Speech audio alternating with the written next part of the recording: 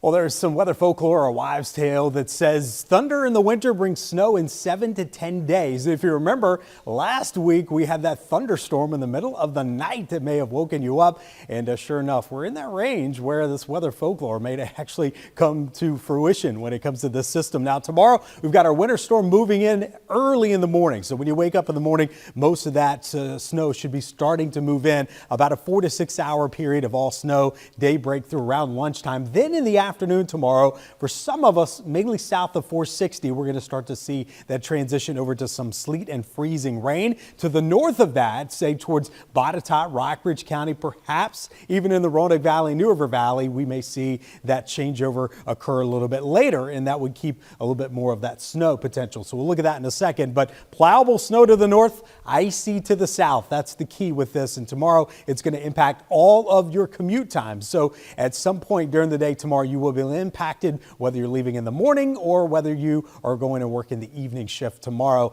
in different forms. Temperatures at the surface, notice they stay pretty close to the freezing mark all day long. It's what happens above our heads a couple thousand feet up that makes that transition occur. So here's a look at the snow coming in. The time is right here. So there's about 3 a.m. So between 3 a.m. and about 7 a.m. during the morning show tomorrow, as you're watching Leo and the crew there talking about the snow, it's going to be moving in. So this is 6 a.m. morning commute.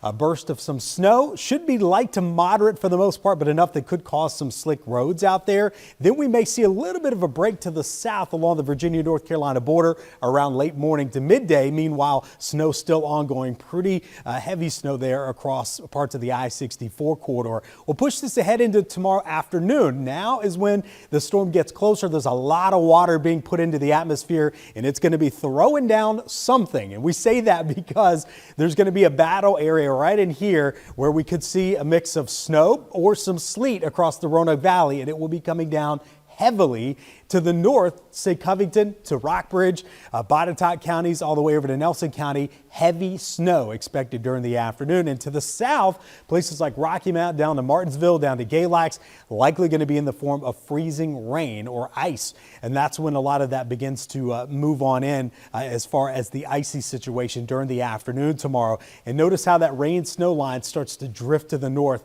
as we head into tomorrow night. So everything begins to wrap up very quickly. Wednesday morning should be done by the time you wake up Wednesday morning before another system comes in very late Wednesday afternoon. Now, the greatest uncertainty, as we mentioned, is along that 460 corridor. We're thinking a couple inches of snow possible from Roanoke to Blacksburg to Lynchburg.